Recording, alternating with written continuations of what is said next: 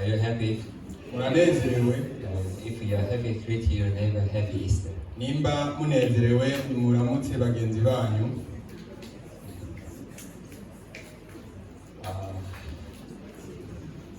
In Korea, we had a United Easter service. Muri Korea twagize buno bumwe y'ikoraniro rya Pasika.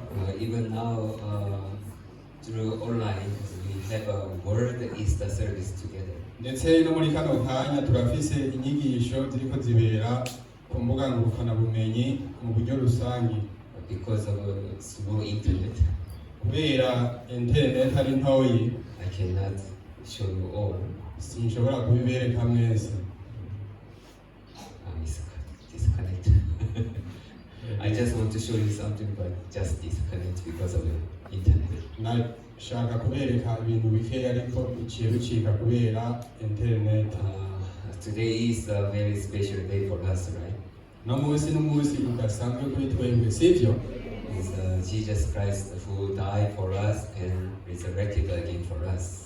Kubera ko Yesu yapfuye ku bwacu yongera agatuzukira kandi. So when Jesus died, we died together, and when Jesus resurrected, we were resurrected for righteousness. Igihe Yesu yapfa twapfanye nawe kandi n'igihe yazuka tuzukana nawe.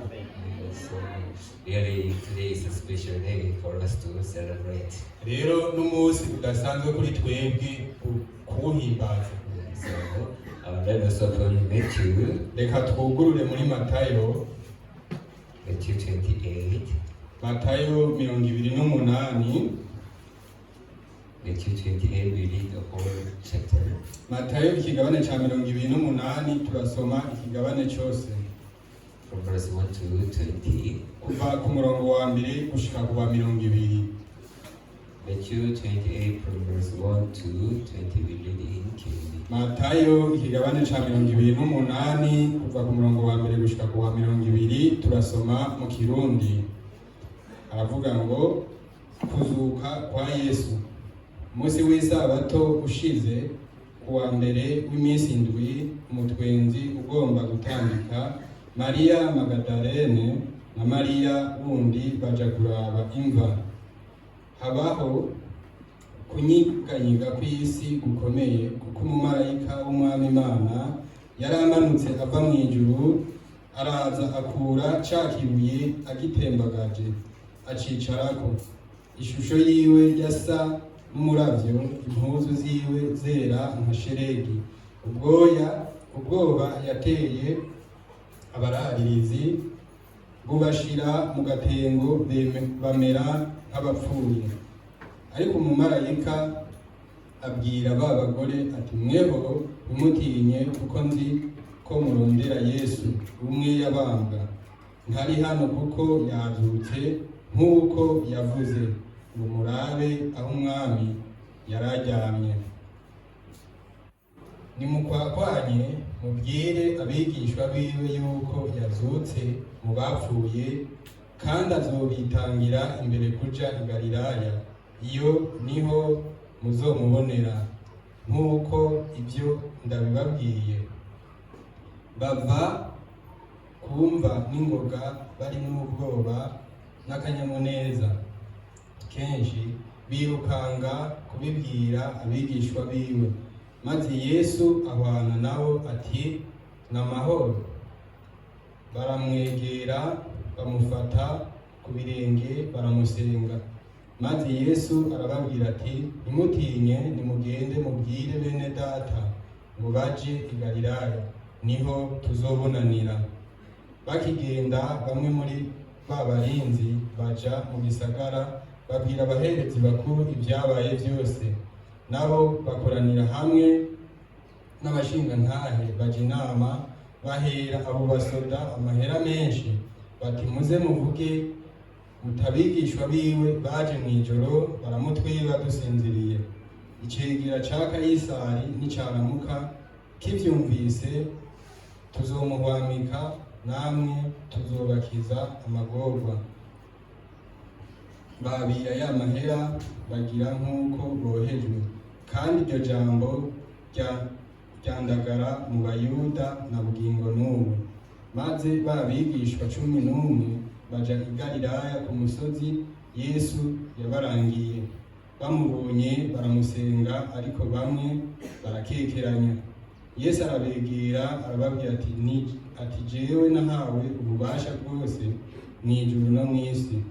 Nuko nimugende muhindura amahanga yose abigishwa, mubabatiza mu izina rya Data wa twese n'iry'Umwana n'irya Mpwemu Yera. Mubigishe kwitondera ivyo nabageze byose. Umve ndi kumwe namwe iminsi yose gushitsa ku muhero w'isi.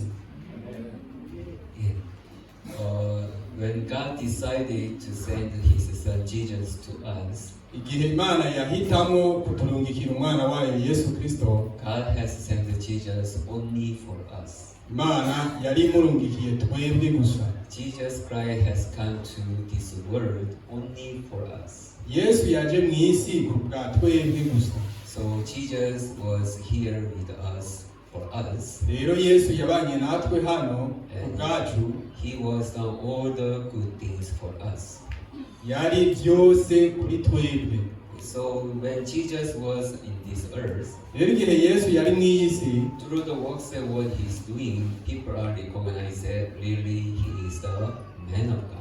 Biciye no mu bikorwa yakora, abantu barashobora kubona bati by'ukuri umuntu yavuye ku Mana. So whoever meet Jesus Christ, they are able to enter into peace and resting. Abantu bose rero bahuye na Yesu Kristo barashobora kuja mu mahoro n'akaruhuko. No matter how they are weak or they are evil, ntacyo bivuze uko baba ari abanyantege nke cyangwa abanyakibi. They could have a true peace inside their heart through the Christ. Barashobora kuronka amahoro y'ukuri mu mitima yabo biciye muri Kristo. And we remember a woman who committed adultery and then caught in the very act. Ndibuka wa mukenyezi yafashwe ariko arasambana. She must be stoned. Yategerezwa gutegwa amabuye. The law of Moses was not allow her to live. Ibyagezwe bya Mose ntibyari byagezwe bimufasha kubaho. So according to the law, she must be stoned and to die. Rero ufatiye ku byagezwe yategerezwa gutegwa amabuye agapfa. Surely there was no any other way there for her to save her life. By'ukuri nta yindi nzira n'imwe yashoboka yorokora ubuzima bwiwe. But the moment that she met Jesus Christ, ariko igihe yari ahuye na Yesu Kristo, Jesus could have a way there to save her life. Yesu yarashoboye kuronka inzira yo kurokora ubuzima bwiwe. So even the person who must be killed, ndetse n'umuntu yategezwa kwicwa, Jesus could walk greatly and saved her life. Yesu yarakora n'inkomezi gushika amurokoye. Not only her, atari wenyine gusa, but whoever met Jesus Christ in the Bible, uwari we wese yahuye na Yesu Kristo muri Bibiliya, we could see Jesus could walk to save the people but never to cause the people. Abantu bavuga yuko Yesu yari yaje kugira acungura abantu atari kubavuma. So really we can see how Jesus Christ walks sincerely for us. Turabona rero ingene Yesu yakora bishimitse ku bwacu. And that is not just according to the good heart of Jesus Christ. Ariko kandi ntibyaba bivuye ku mutima mwiza gusa wa Yesu Kristo. Surely it was only by the will of God. By'ukuri byari biciye mu mugambi w'Imana. So will of God that He has for us, rero mu mugambi Imana idufitiye, it is to save us, ni ukuducungura, it is to help us, kudufasha, and to protect us. ndetse no kudukingira. So will of God that in the heart of God, rero umugambi w'Imana uri mu mutima w'Imana, we can see that it is really only good things for us. turashobora kubona ko ari ibintu byiza gusa kuri twebwe. Yes, Lord. Praise Jesus. That's why to believe in God, it is the most safe and perfect things that man can do. Nico gituma kwizera Imana arico kintu ca mbere c'amahoro kandi itekanye kuri twebwe. In the world, there is no one who can do only good things. Kubera ko mw'isi nta muntu n'umwe ashobora gukora ibyiza gusa. Though I can do good things one time, two times, naho ushobora gukora ibyiza rimwe canke kabiri, but to do good things continually, it is impossible. ariko gukora ibyiza ubudasiba ni ikintu kidashoboka. But when Jesus Christ was in this world, ariko Kristo igihe yari muri iyi si, because He was living through the will of God, kubera ko yari abayeho kubw'umugambi w'Imana, so He wasn't able to do any single bad thing to people. ntibyashobotse ko agira ikintu na kimwe kibi akorera abantu. To all who are in weaknesses, abari mu ntege nke Jesus given us strength. Yesu yarabaha To inkomezi. all who are having a disease, abari bagwaye Jesus Christ could heal. Yesu yarabakiza. Even to all who died, ndetse n'abari bapfuye Jesus was able to return the life. Yesu yarashobora kubasubiza ubuzima. That's how always Jesus was giving out peace, hope, and happiness to the people. uko niko Yesu yabayeho ari umuntu atanga amahoro n'umunezero ku bantu. So the one who was Jesus who walked so amazingly and greatly on this earth. rero ubwo Yesu yakora ibitangaje bidasanzwe muri iyi si, It's like he just died for nothing.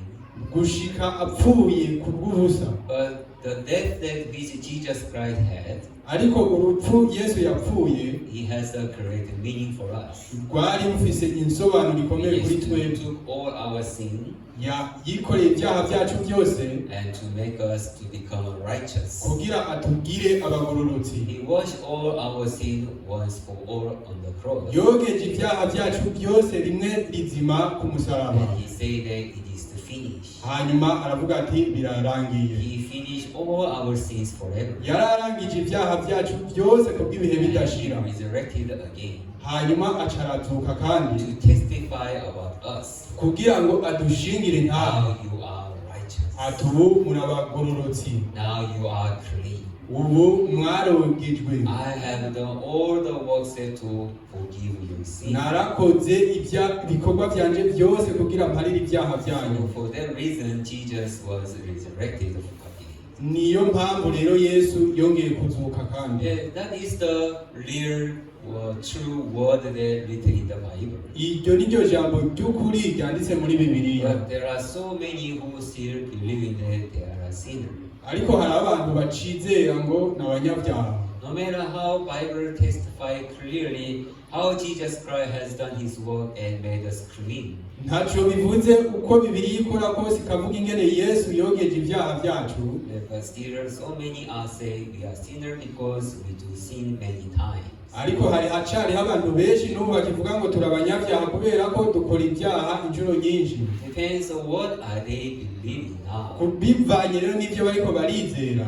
There are sinners and there are righteous. harabaho abagororotsi n'abanyabyaha. It's not matter of what I'm doing, but it's matter of how do I believe in the word of God. si ikibazo cy'ibyo ndiko ndakora, ahubwo n'ikibazo cy'ingene nizera ijambo ry'Imana.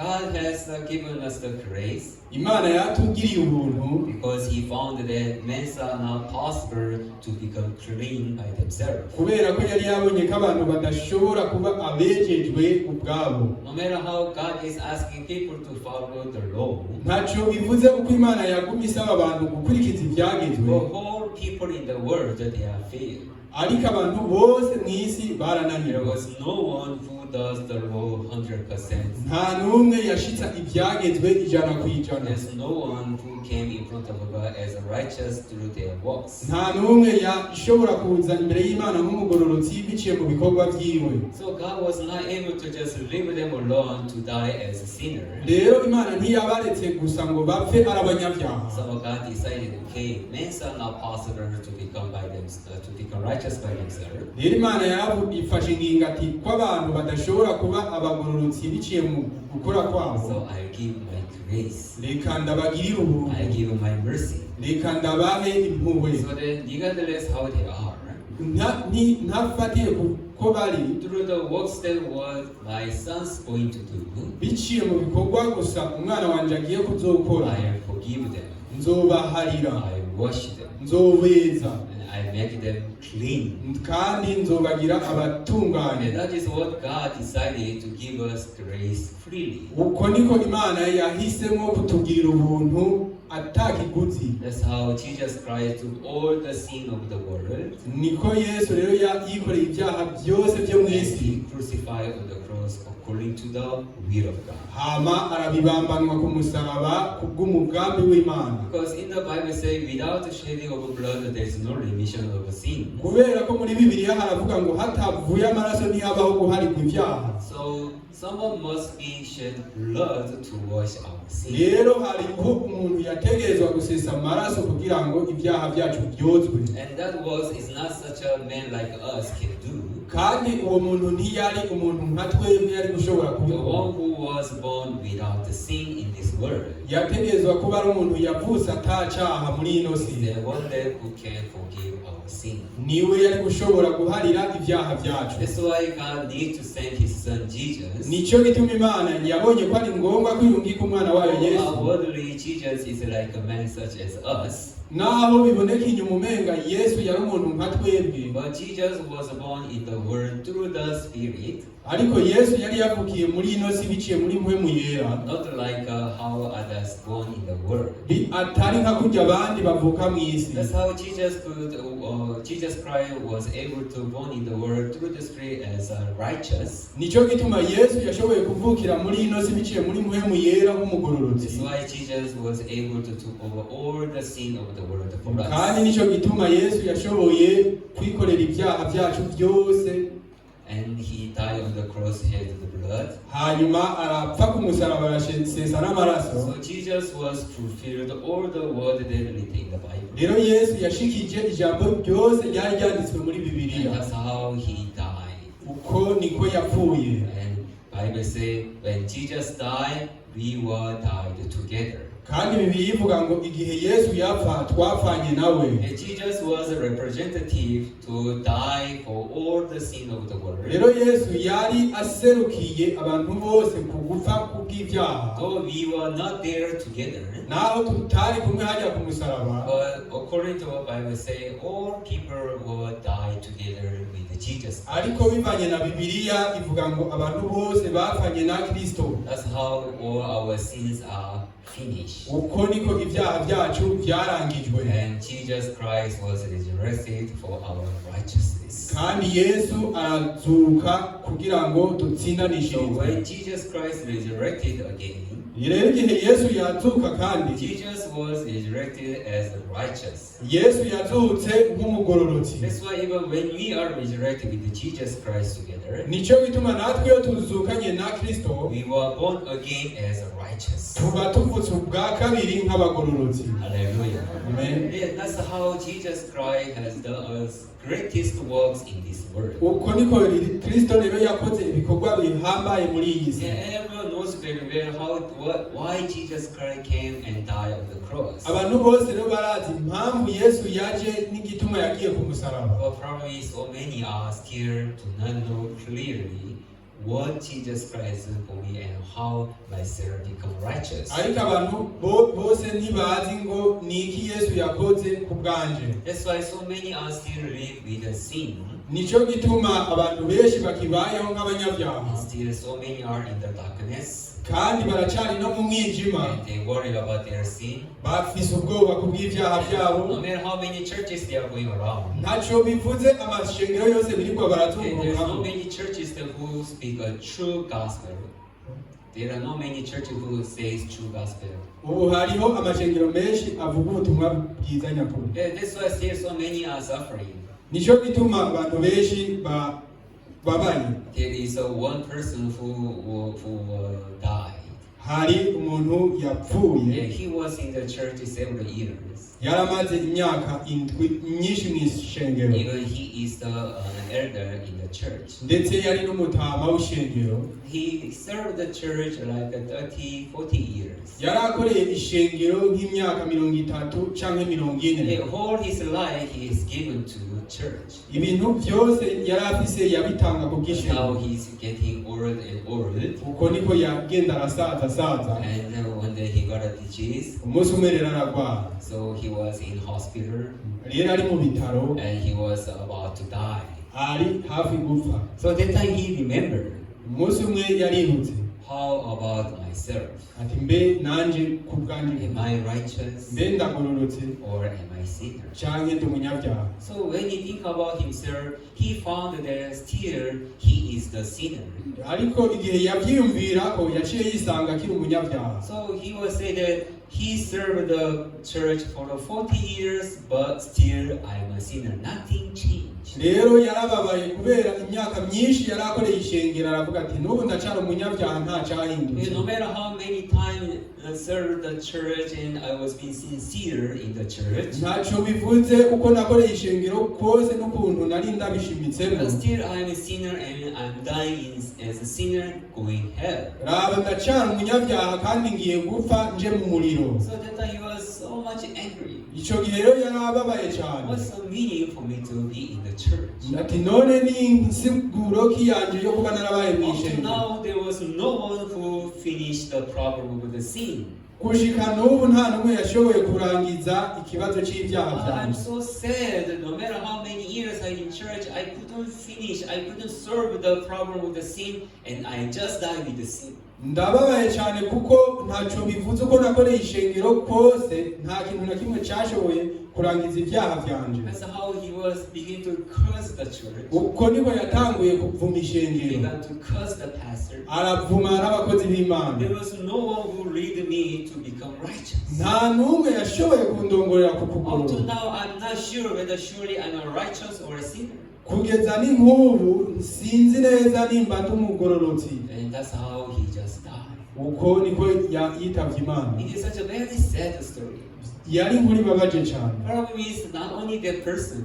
ingorane nuko atari uyo gusa. There are so many who serve the church, who are in the church like that, hari abantu benshi bakorera ishengero kandi bari mu mashengero nk'uko, without assurance whether I became righteous or not. bafise amazinda y'uko batari abagororotsi canke ari abanyabyaha. So many are following voice of the pastors in the church. benshi barakurikira amajwi y'umukozi w'Imana mu And so ishengero. many pastors still they are saying that should repent continually if we found your sin.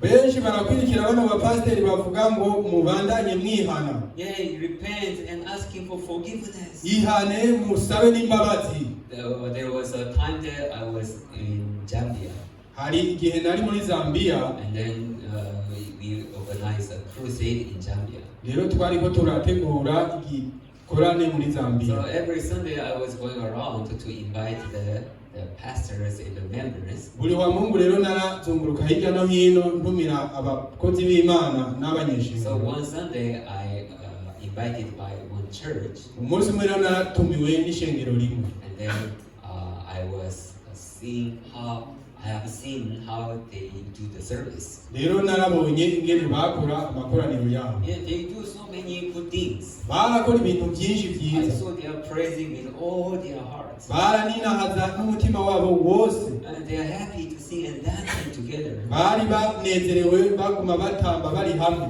But all of a sudden, atmosphere is changing. ariko bukwi na bukwi uwo munezero curahinduka. The music instruments become down. ibikoresho by'umuziki birahwama. And I saw people are beginning to repent. Njana mbona abantu batanguye kwihana. They are not just asking for forgiveness. ntibasaba imbabazi gusa, They are asking forgiveness seriously. barasaba imbabazi mu buryo bushimitse. They begin to cry seriously. bararira n'amarira menshi. Even they begin to shout, "Oh Lord!" baravuza induru ati mwami. And they are calling on the name of the Lord. Lord, barahamagara inshuro nyinshi, mwami forgive our sin. tubabarira ibyaha They byacu. are crying. bakarira. Everyone is crying there in the church. buri wese yariko ararira mw'iryo shengero. And after like 10-20 minutes, hanyuma nyuma nk'iminota 20 now the instruments they change the atmosphere again. baca basubira bakavuza ibikoresho by'umuziki. And then again, slowly by slowly, they become happy. buke umunezero ukagenda uduga. And they are praising the name of the Christ. bagasubira bakaninahaza izina rya Kristo, Who forgive their sin. uharira ibyaha byacu. They are dancing again. bagasubira bagatamba, And shout again. bakavuga cyane, They are so happy. bakanezerwa. And then all of a sudden they change again. kandi bukwi na bukwi bagasubira bagahinduka. The pastor say, today there are people who are demon possessed. Uwo munsi rero umwungeri agaca avuga ati no munsi hariho abantu bafashwe n'amadayimoni. So today we cast out demons. Rero no munsi ngiye kwirukana amadayimoni. Hey, the one who are demon possessed come front. Abafise amadayimoni muze imbere. I pray for you. Ndabasengere. So some of them never coming front. Rero bamwe mu banyeshingiro bakaza. I don't know how they knew they are demon possessed or not. Sinzi ukuntu boba baramenye ko bari nk'amadayimoni. But you know, demon possessed, the one who are really demon possessed, they do not know they are demon possessed. Abantu bari nk'amadayimoni by'ukuri ntibamenya ko bayafise. Because demon possessed, they fear, so always they hide. Abari nk'amadayimoni kenshi baba bafise ubwoba bagaca bikumira baje inyuma. Some members come from. Ariko bukwi na bukwi mbona bamwe mu banyeshingiro barazi. Umwungeri rero acatangura He gusenga. put the hands on the head of the person. Akabarambika k'ibiganza ku mitwe. And when you pray, Akasenga. I don't know what he is saying. Sinari nzi ibyo ariko aravuga. All of a sudden, the person fall down. Nkaca mbona bukwi na bukwi umwe araguye. Now demons get up. Ati ubu amadayimoni araguye. Haleluya. Another one come. Uwundi akaza. So another person came from. Uwundi akaza imbere And he began to pray. Agasenga. And then he also fall down. Nawe nyine akagwa. Hallelujah. Haleluya. He went out. Amadayimoni aragiye. Another one come out. Uwundi akaza. So there was one lady, young lady came front. Harimwo rero umukobwa umwe akiri muto yaje imbere. So he began to pray. Aca aratangura gusenga. What problem is, Ingorane ni uko demon never go out. amadayimoni He's ntiyamuvuye. still standing like this. Yagumye ahagaze nk'uko. Strongly standing like this. Ahagaze n'inkomezi. So he prayed again. Arasenga. Still the woman is standing like this.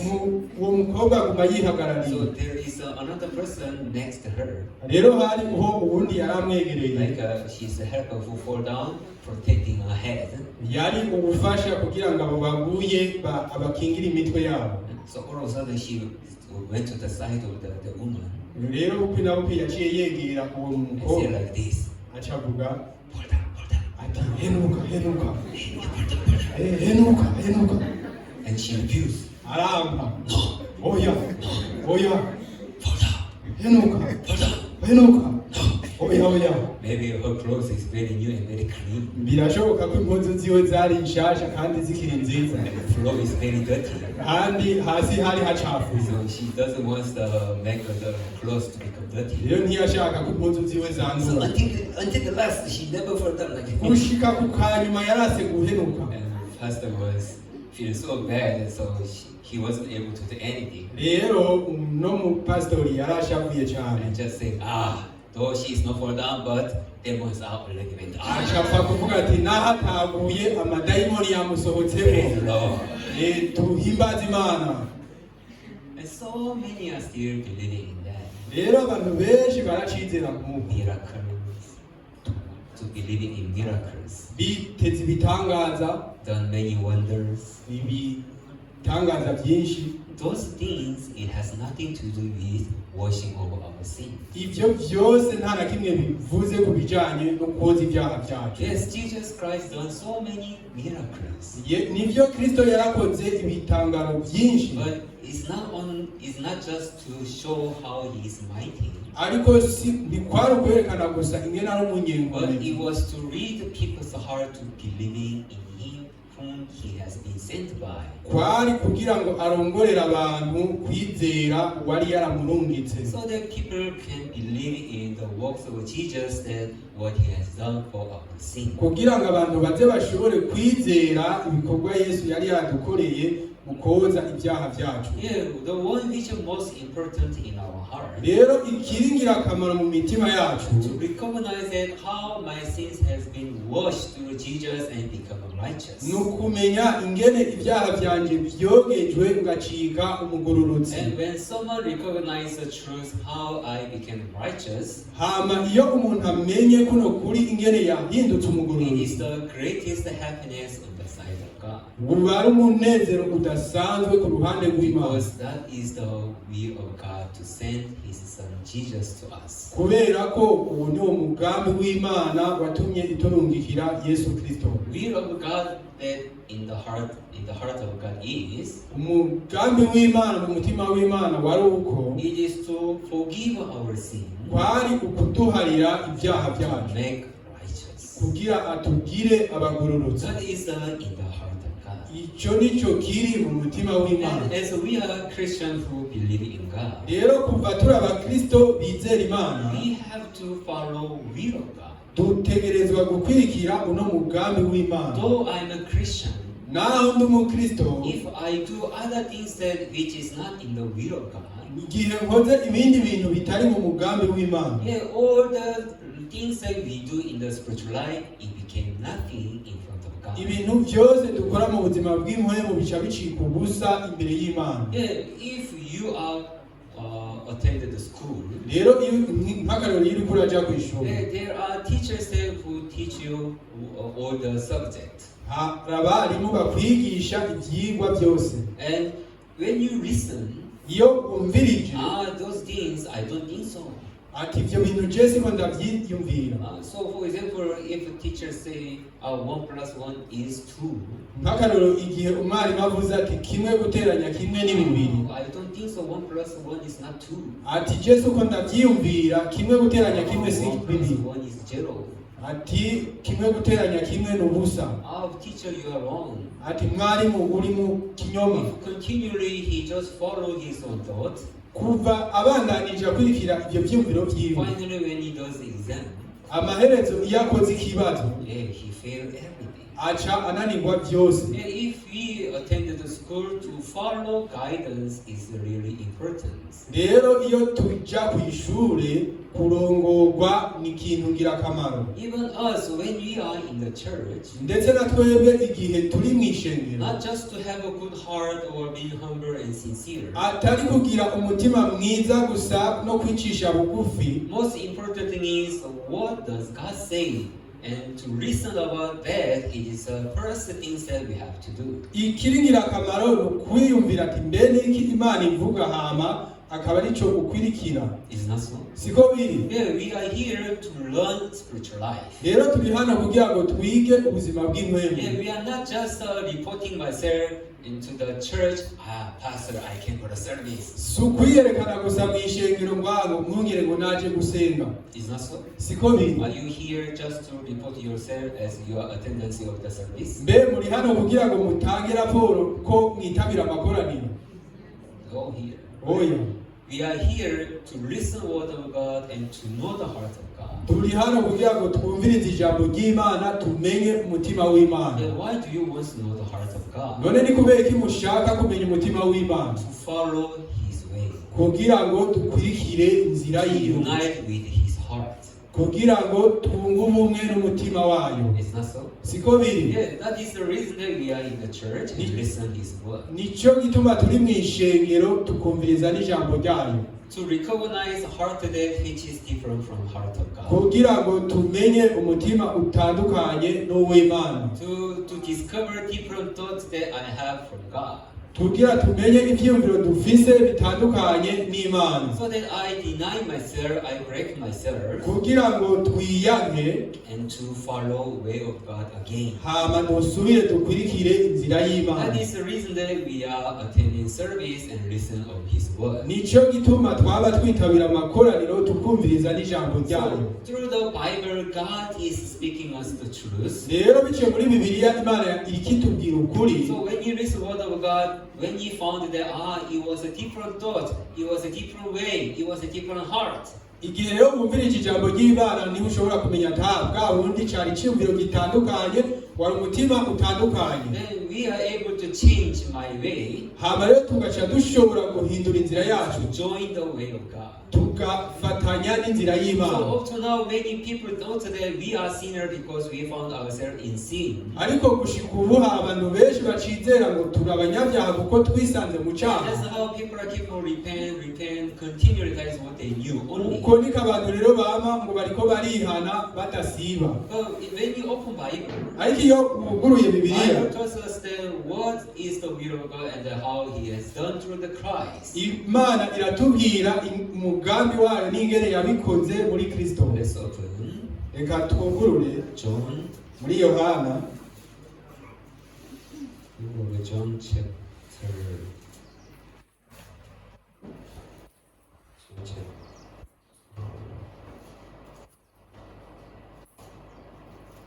John chapter 6. Yohana ikigabane ca gatandatu Verse 40. umurongo wa 10 umurongo wa 40.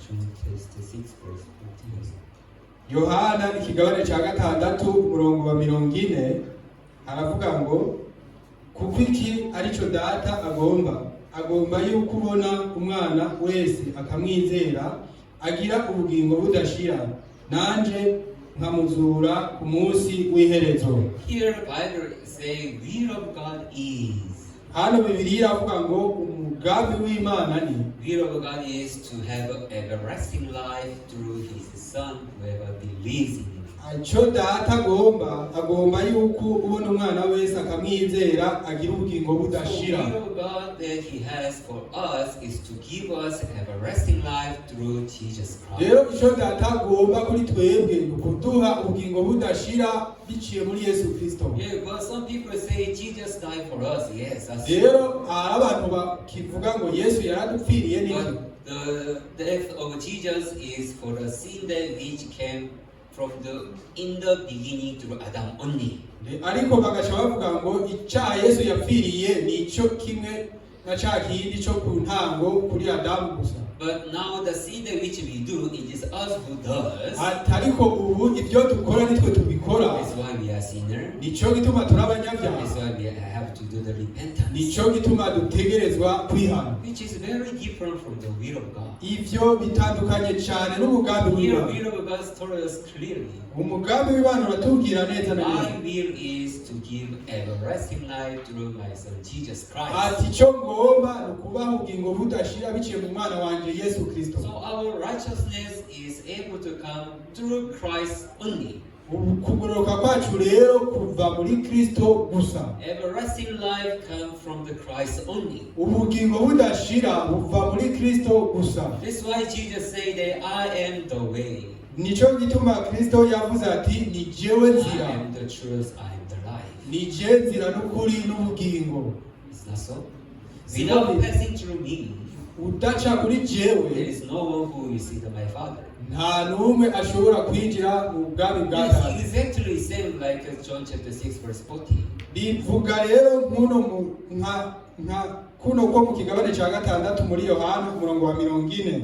Will of God is to give everlasting life through Christ only. Ico Imana igomba no gutanga ubugingo budashira biciye muri There's Kristo no any gusa. other way for man to become righteous. Nta yindi nzira nimwe ishoboka ku bantu yo kubagira abagororotsi. That's why even Jesus testified in same way. Nico gituma na Kristo yashinze intahe muri ubwo I am buryo. the way. Ni jewe nzira, The way is only one way. nta yindi nzira, ni jewe gusa. No any other way in this world. Nta yindi nzira ihari muri iyi si. That's why Jesus said, without passing through me, there's no one who will see my Father. Nico gituma Kristo yavuze ati udaca kuri jewe ntashobora gushika kwa So Data. God has prepared only one way to Christ, Imana rero yari yarateguye ino nzira imwe gusa yo muri Kristo. and Christ has done everything perfect forever. Kandi Kristo yarakoze byose bitunganye kubw'ibihe bidashira. That's why Romans chapter 3 verse 23 and 24. Nico gituma mu Baroma ikigabane ca gatatu umurongo wa 23 na 24 We have seen and showed the glory of God. ati bose bakoze ibyaha ntibashikira ubwiza And bw'Imana. that's verse 23 say, and every people can understand. Uno murongo rero wa 23 ivyuvuga abantu bose barabitaho. Yes, that's true. We have seen. That's why we are short of the glory of God. Atego n'ukuri twaracumuye nico gituma tudashikira ubwiza That's why bw'Imana. we are sinners. That's how people are agree. Nico gituma turi abanyabyaha rero uko niko abantu bavyemera. Verse 24 say, Ariko umurongo wa 24 but freely by His grace uvuga ngo batsindanishirizwa n'ubuntu He bwayo. has been sanctified justified through the body of Jesus Christ. twaruhagiwe biciye mu mubiri wa Yesu Kristo. Hallelujah. Yeah, that is what Bible is testifying clearly for us. Ivyo nivyo Bibiliya idushingira intahe neza na But neza. still people are believing their thoughts more than the word of God. Ariko abantu baracizera ivyiyumviro vyabo kurusha ijambo How ry'Imana. come men can be righteous? Ati ni gute umuntu yoba Yeah, umugororotsi? even in the Bible, say in the book of Romans chapter 3, Ati mbere no muri Bibiliya mu gitabo c'Abaroma kigabane ca the gatatu Apostle Paul said that there is no righteous, no one. hariho ahavuga ngo nta mugororotsi nta You n'umwe. see, even Bible say there is no righteous, no one. Urabibona yuko na Bibiliya ivuga ko ata mugororotsi So abaho. what who do not read the Bible, they are saying like that. Abadasoma Bibiliya rero bavuga ngo After Apostle Paul said there is no righteous, no one, inyuma yuko Pawulo yaravuze ati nta ugororoka nta he n'umwe, was saying that there is no righteous through their works. yariko aravuga ati nta ugororoka n'umwe biciye mu But bikorwa, through Christ we are became righteous. That is what Apostle Paul testified. ariko biciye muri Kristo twarashoboye kuba abagororotsi. Uko niko Pawulo yashinga intahe. So in this world, the one who do not know Bible among the pastors, Rero muri ino si abantu batazi Bibiliya biciye mu mukozi w'Imana just with the real knowledge of a word, bafise buno bumenyi bw'ijambo, they are saying we are sinner, we are sinner. baguma bavuga ngo turabanyabyaha turabanyabyaha. But if they read the Bible precisely, Ariko basomye Bibiliya mu buryo butomoye, we can see clearly what Apostle Paul is trying to tell us. urashobora kubona ivyo Paul yariko arageza The kutumvisha, one he testified to us through the Romans. ivyo yashingiye intahe ku bwacu biciye mu Baroma, Now your sin has been washed through the Christ, atwereka ingene ivyaha vyacu vyogejwe biciye muri Kristo, and how you are able to become righteous by the faith. akatwereka n'ingene twashoboye gucika abagororotsi biciye mu kwizera. And that is what Bible is testifying clearly up to now. Uko niko Bibiliya iguma ishinga intahe neza gushika n'ubu, And that's how we became righteous according to the will of God. kandi uko niko natwe twacitse abagororotsi biturutse ku mugambi w'Imana. So today is the most greatest day for us. Rero uno munsi n'umunsi uhambaye cyane kuri The one who twebwe, died for us and resurrected for our righteousness. ukuntu Yesu Kristo yazutse kubwo gutsindanishirizwa So kwacu. it is a moment to be happy and thankful and joyful with the Christ. Rero ni umunsi wo kunezerwa no kugira amashimwe ku bwa Kristo, Because Christ made us righteous. kubera ko Kristo yatugize abagororotsi. We are no longer sinners Ntitukiri abanyabyaha ukundi, because He has been perfected forever. kubera ko yaradutunganije ibihe bidashira. Hallelujah. Praise Jesus. Yes, that's how we are so much free from our sin. Uko rero niko natwe twabaye abidegemvya ku byaha Not byacu. only that, Atari ivyo gusa, and Jesus promised us ndetse Kristo yaraduhaye until isezerano the end of the world. ati ndi kumwe nawe gushitsa ku muhero Jesus said w'isi. that He is going to be together with us. Yesu yavuze yuko azobandanya kuba kumwe natwe. Hallelujah. So no matter what kind of difficulties that we are facing, Ntacyo bivuze rero ingorane turiko turacamo, no matter what kind of problems that we have, ntacyo bivuze ingorane dufise, though things like I'm so weak, naho ndi umunyantege nke cyane, though we have a kind of disease, naho dufise ingwara zitandukanye, still it is no problem at all ntibikiri ingorane because Jesus is with us. kubera ko Kristo Yesu ari kumwe natwe. Isn't that so? Siko biri. As long as Jesus is with us, Rero kuva Yesu Kristo ari kumwe natwe, what can be a problem for us? niki cyoshobora kuba ingorane kuri twebwe? Weakness that I have, Intege nke mfise, how those things become a problem in my life. ni gute ivyo bintu biba ingorane mu buzima bwawe? Even Apostle Paul, he has the weaknesses. Ndetse na Pawulo yari afise intege nke, And really he doesn't like those weaknesses. kandi ntiyakunda izo ntege nke So ziwe. he asked sincerely to God, Yarasavye ashimitse ku God, Mana, please, can you take away these weaknesses from me? ati Mana mbewe woshobora gukuraho izi ngorane kuri jewe. Please, God, I don't want this weakness being with me Ati sinshaka ko zino ngorane zigumana nanje, because of this weakness, when I stand in front of people to preach the gospel, kubera ko biciye muri zino ntege nke igihe mpagaze imbere y'abantu it is doesn't look good at all. ntibigaragara neza.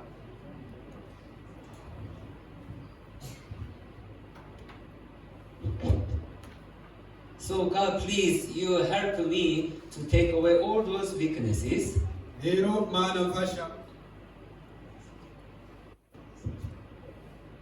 mana mfasha ukureho zino ntege nke.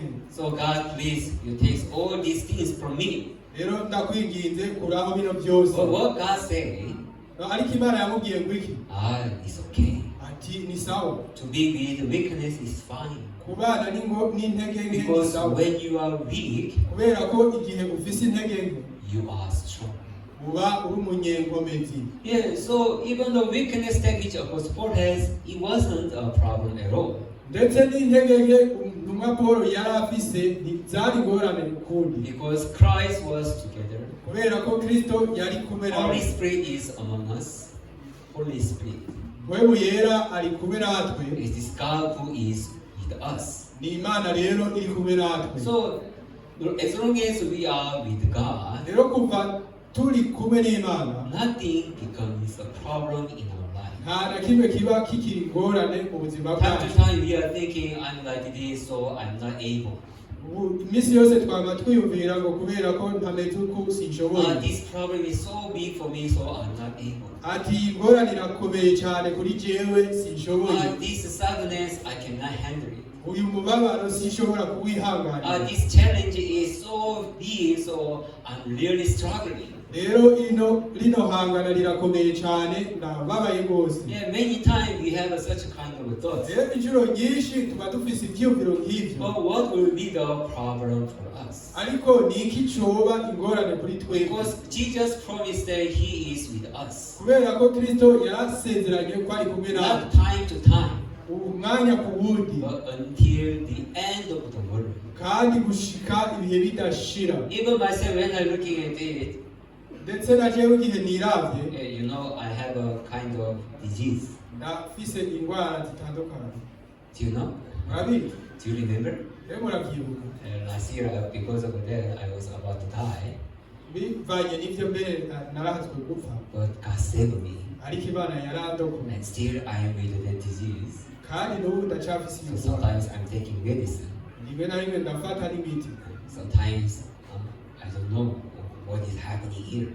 ndetse rimwe na rimwe simenya n'ibiriko birabaho. And so sometimes I'm thinking, with this kind of disease, can I be continue in this ministry? ndetse nababajije n'umwungira ati mbe mfise ino ngwara So nobandanya ndi mu ivugabutumwa. Even I'm asking God, ndetse ndabaza n'Imana God, can you help me so that I can be free from this disease? ati Mana nta kuntu wondokora ukangira uwidegenja kuri ino Yeah, ngwara. whenever I think about that, it comes with deep burden in my heart. igihe rero ndavyiyumviriye nama numva ari ibintu byimbitse mu mutima wanjye. So as long as myself is dwelling within my own thoughts, rero kuva igihe cyose ibyiyumviro byanje biba bikiri muri jewe, there's no peace in my heart. nta mahoro ashobora kumbamo, There's no resting in me. nta karuhuko kaba muri jewe. Everything comes as burdens ibintu byose bica bicika imitwaro, and create so many worries in my heart. haca haba amaganya menshi mu mutima wanje. But the moment that my heart dwells in the promise of God, ariko iyo umutima wanje utumbereye mu isezerano ry'Imana, there was peace that which God provided through His word. hari amahoro Imana impa avuye mu ijambo There ryayo. was a resting there inside of the promise of God. hari n'akaruhuko kari mu isezerano ry'Imana. So God is telling me, you are strong. Imana rero irambwira ati uri No matter how umunyenkomezi, you are perfect. ntacyo bivuze uko uri uratunganye, Because Christ is who are with you. kubera ko Kristo ari kumwe nawe. Yeah, as long as Christ is strong and perfect, kuva Kristo rero akiri umunyenkomezi kandi atunganye, we are not possible to become weak. nta bishoboka kuba umunyantege. Yes, Praise Jesus. brethren, in your life, rero bene data mu buzima you bwawe will face many challenges. urahura n'ibihe bigoye byinshi, Sometimes there are big problems in your life. ndetse kenshi hari ibihe bigoye cyane mu buzima Sometimes bwawe. even you may have a disease, rimwe na rimwe muragira kandi n'indwara, so you may have so many worries and sadness. mwoshobora kugira amaganya menshi n'umubabaro, So you can find yourself, you are entering into the darknesses. kandi mukabona ko mugiye kwinjira mu mwijima. But in fact, that is just our thought. Truth is, we are with Christ. ariko mu buryo bugaragara ibyo ni ibyiyumviro byacu gusa, kubera ko turi muri Kristo Always we are strong. iminsi yose twaba turi abanyenkomezi. Amen. Yeah, brother Richard, you live there. Always I'm strong because Christ is with us. rero bene data dukwiye kwizera ati iminsi yose turabanyenkomezi kubera ko turi muri Kristo. There is no time that we become weak since we are together with Christ. nta gihe na gito kibaho tuba abanyantege kuva turi kumwe na Kristo. It's like since Jesus Christ forgave to wash all the sin of the world, nico kimwe n'igihe Kristo yoza ibyaha byacu byose, there is no sin in this world at all. nta cyaha cyasubiye kubaho muri iyi si. Since Jesus crucified on the cross, kuva Kristo abambwe ku musaraba, all men in the world become clean. abantu bose mu isi bacitse abatunganye. Truth is, there is no sinner at all in this world. biciye muri ibyo nta munyabyaha yari akwiye kuba kibaho mu isi. God forgave all the sinners. kubera ko Imana yahariye ibyaha byose. God made all people to become clean. Imana yagize abantu bose abatunganye. Problem is, people by themselves, they thought I'm sinner because I did sin. ariko igorane nuko abantu ubwabo bavuga ngo ndi umunyabyaha kubera ko nakoze icyaha. Within themselves, within their own thoughts, they become a sinner, but truth is now no longer a sinner in this world. imbere muri bo biciye mu byiyumviro byabo baba ari abanyabyaha, ariko ukuri nuko atacyaha kikiri muri bo. Likewise, once Jesus Christ made us perfect forever, kuva Kristo rero yatugize abatunganye ibihe bidashira, once Jesus Christ being together with us, kandi Kristo akaba akiri kumwe natwe, there was no single moment that we became weak. nta gihe na kimwe kibaho twoba abanyantege. If we became weak, it means even Jesus became weak. igihe twoba abanyantege nke bisobanura ngo na Yesu yabaye umunyantege. But it is not possible. ariko ntibishoboka. Jesus cannot become weak. Yesu ntashobora kuba umunyantege. It's not so. Jesus is always strong. Yesu yaba ari Jesus umunyenkomezi. is full of mightiness. Yesu yaba yuzuye ubushobozi. So as long as we are with Jesus, rero kuva tukiri kumwe na Kristo, there was no time that myself become weak. nta gihe na kimwe kibaho noba But only umunyantege. my thoughts, ariko n'ibyiyumviro byanjye gusa I'm weak. ati ndi umunyantege, I have a problem. ndafise ingorane, Now I'm in challenge. ubundi mu I bihangano cannot do so. I cannot do. sinshobora kubikora. Yeah, that is only happening within our own thoughts. ibyo ntibiba mu byiyumviro byacu gusa, But truth is, it's not like this. ariko ukuri ni uko atariko bimeze. No, you are no longer a problem. ati nta ngorane zikihari. Yeah, those things are nothing. ibyo byaha Yeah, do not worry. ntugire ingorane. Yeah, Jesus is the one who speaks us. I'm the one who will help you and to serve for you. Yesu rero niwavuga ati ni jewe nzogufasha nkagutunganya, That is the truth. uko ni ukuri. Amen.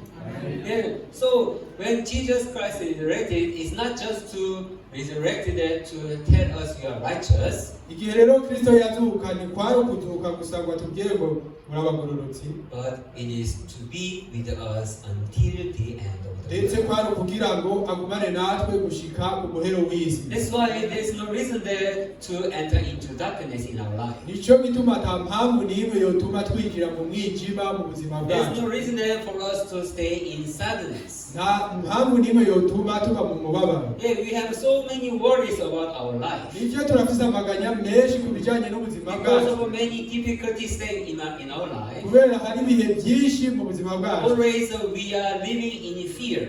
iminsi yose twama tubayeho mu bwoba, We are so much afraid of our life. turagira ubwoba ku bw'ubuzima. But the one which Christ said, do not worry, I'm with you. ariko Kristo yavuze ati ntimugire ubwoba ndi kumwe namwe, So that we are able to see how Christ amazingly he read of our life. kugira ngo tubone ingene Kristo arongora ubuzima bwacu mu buryo And he lead butangaje, us to enter into the faith. aturongorere mu kwizera.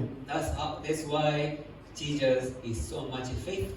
nicyo gituma Kristo ari uwo kwizerwa cyane, Because he walks sincerely according to word that he spoke to us. kubera akora n'inkomezi bivanye n'ijambo yavuze. If Jesus do not walk according to what he say in the Bible, iyo Yesu ataza kuba akora nk'uko yavuze muri Bibiliya, who can believe in him? Who can try to follow will of God? ninde yoshoboye kumwizera canke ngo akurikire Imana? But Christ said who we believe. Ariko Kristo twizera, Christ said who are together with us. Kristo turi kumwe nawe, He is very mighty. kandi w'umunyengomezi, Nothing is impossible to him. nta na kimwe kidashoboka kuri we. Amen. Yeah, so now we are with Christ. Rero ubu turi kumwe na Kristo, And sincerely, He is fulfilled all the word that what He's told us. kandi ariko arashitsa ijambo ryose yatubwiye. And so that's why even today Nico gituma n'ubu munsi, we are able to celebrate in peace. nico gituma twashoboye kuninahaza mu mahoro. No matter what kind of problems that you are in. Ntaco bivuze ingorane Today, turi, remember whom you are together with hamwe wo kwibuka uwo muri kumwe, and commit everything into hands of the Christ. ukamushikiriza byose mu biganza bya So Kristo. it is a problem of the sin, Naho yoba ari ingorane or y'icyaha, it is a problem of your finance, naho yoba ari ingorane y'ibijyanye or it is a n'amafaranga, problem of your job, naho yoba ari ingorane y'ibijyanye or it n'akazi, is a problem of the people. naho yoba ari ingorane ijyanye No matter n'abantu, what kind of problems that you have now, ntaco bivuze ingorane iyo ari yo yose. Jesus telling us, Yesu aratubwira hand over to me. ati nimubinzane ko Commit everything in my hands. mubishikirize, I will work for you. nzobibakorera, I will help you. nzobafasha. So though we have some kind of weaknesses, Naho dufise zino ngorane zitandukanye, what will be the problem for us? ni iki cotubera ingorane? Brethren, though you are with some challenge, Naho mufise ihangana ryinshi, what will be the problem with you? ni iki cobabera ingorane? It is still okay. Byose bimeze neza, It's still fine. bimeze neza. So do not worry. Ntimugire Do amagayo, not be sad. ntimubabare, Do not be afraid. ntimugire n'ubwoba. Amen. Yes, that is how our life is after we met Christ in our heart. Ubwo nibwo buzima bwacu dufise inyuma yo kwishikiriza Kristo. So now what Jesus Christ is telling us, rejoice. Rero ubu ico Yesu atubwira ni kunezerwa, Rejoice always. munezerwe iminsi yose. Amen. So today I wish all our brethren have a time there to rejoice with Christ. Rero biciye muri uno munsi ndipfuriza bene data mwese ko mwogira akaryo ko kunezeranwa na Kristo, So that even God will be pleased with us through our faith. ndetse n'Imana iranezerwa muri twebwe biciye mu Even kwizera in the kwacu. future, no matter what kind of a problem you are facing again and again, Ndetse no muri kazoza ntaco bivuze ingorane muzobandanya muhangana you nazo, shall find how Jesus Christ works in your life. muzobona ingene Kristo akorera mu buzima bwacu. So today we are in the Easter, Uno munsi rero turi ku munsi wa Pasika, and really we celebrate Jesus who came for us and is erected for our righteousness. kandi turiko Together with us. turahimbaza uno Kristo yaje ku bwacu akitanga ku bw'ibyaha byacu. So really, I'm so much thankful for today. Rero ndahimbawe cyane ku bw'uno I wish munsi, all our brethren be thankful together. ndetse na bene data muhimbagwe natwe hamwe. Thank you so much. Murakoze cyane. Let's pray. Reka dusenge. Dear Heavenly Father, Mana data wo mw'ijuru, really through the Bible you testify us clearly. ni ukuri Bibiliya iradushingira intahe neza. Your will is for our everlasting life through the Christ. Icyo ugomba ni ukuduha ubugingo budashira muri Kristo. So Jesus came to earth to fulfill your will. Rero Yesu yaje ku bwacu kugira ngo ashitse umugambi we, And he gave us the everlasting life. kandi yaduhaye buno bugingo budashira. Not only that, even he told us that he will be together with us until the end of the world. Atari ibyo byonyine, ndetse yaravuze yuko ari kumwe natwe gushika ku muhero w'isi. So as long as we are in this world, Rero kuva tukiri muri ino si, we discover that it is Christ that who cares of us. twaruhuye yuko Kristo ari watwitwararitse. So God, I pray for our brethren. Bana data rero ndasenge bene data bose, If anyone who are in difficulties, nimba hari n'umwe yoba ari mu bihe or bigoye, anyone who are problem with their sin, nimba hari n'umwe yoba agifise ingorane y'ibyaha vyiwe, let Jesus Christ enter into their heart reka Kristo yinjire mu mitima yabo, and to help them abafashe, and to make them to enter into peace, atume binjira mu mahoro, so that they shall glorify your name kugira ngo babeho baninahaza izina I'm ryawe. so thankful and hopeful. Mana ndashima cyane kandi ndafise ibyiza Always you are good and you are for us. kubera ko iminsi yose uri mwiza kandi uri kumwe natwe. Really, without you, we are nothing in this world. Kandi data tutagufise ntacyo twoba turi We mwiza. wish that to live a life in this world with you forever. Rero dushaka kubaho ubuzima bwo bw'isi turi kumwe nawe ibihe So byose that we shall find how you are mighty and be with us. kugira ngo tubone ingene muri umunyenkomezi kandi udukorera So that we can get a strength in our heart. kugira ngo tugire inkomezi mu mitima How yacu we found ourselves in weaknesses. naho twisanga mu ntege nke, But through your mightiness, ariko biciye mu we bushobozi will do bwawe our great works in this world too. turashobora gukora ibikorwa by'inkomezi no I mu isi. believe that you are so powerful enough to do so to our brethren. kandi ndizera ko uri mu nyenkomezi bihambaye ku buryo wobikora muri bene data. Thanks for our brethren to glorify your name Reka utume bene data bose bahimbaza izina and ryawe to help their faith to become strong, kandi ufashe ukwizera kwabo kube ukw'inkomezi so that we can commit ourselves into your hands kugira ngo twishikane mu biganza byawe and you can use us freely to preach this gospel. dushobore kudukoresha mu kwigisha buno butumwa Thank you, bwiza. Lord, we pray in Jesus Christ. Mana data turabisenze mu izina rya Yesu Kristo. Thank you. Urakoze.